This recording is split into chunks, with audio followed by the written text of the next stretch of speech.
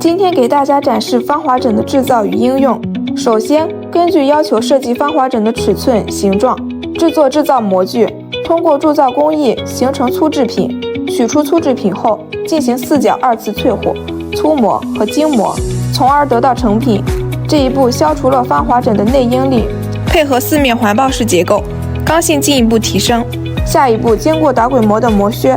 配合华安进行刮研，提高两者的配合度，提升精度。